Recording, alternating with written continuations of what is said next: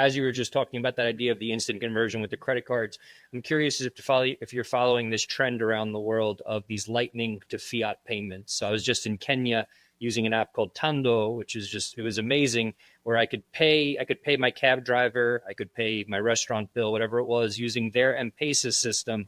While on the back end, when I was using the Tando app, it was drawing from a Lightning wallet of mine, paying in their fiat currency, their medium of exchange. And do you foresee maybe a future like this? And I don't know, when you talk about Bitcoin potentially backing the dollar, I mean, is there any, this is a little bit of a different sort of scenario, but I'm curious as to what you think about this sort of thing, because again, it's most people are still sort of holding it as a store of value, generally speaking. But then when they do need to spend something and maybe interface with a different system, they can go and do that, much like the way Strike does here in the United States, as you mentioned. Do you see more of maybe that happening? Maybe not on a huge scale right now, but more people just getting comfortable with something like that. Maybe especially if the dollar does continue to lose a lot of value and more people save in Bitcoin.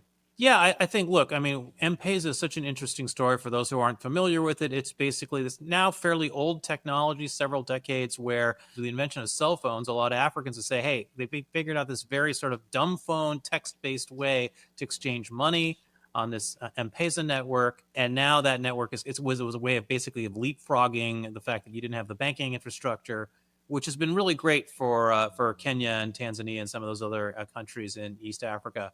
Yeah. It's really cool that you got to go and see it for yourself and how Bitcoin is integrating to that.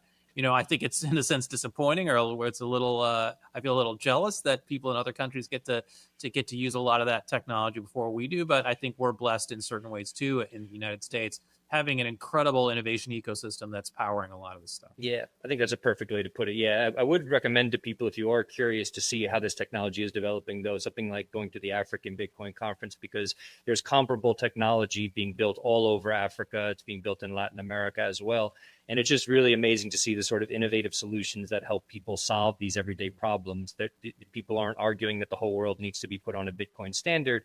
With these apps, those who want to live on a Bitcoin standard can do so without really having to think twice about engaging with traditional fiat systems, mobile money, all of this stuff. And from another perspective, the financial inclusion aspect. I was recently, when I was in Kenya, I was in the largest slum in Africa.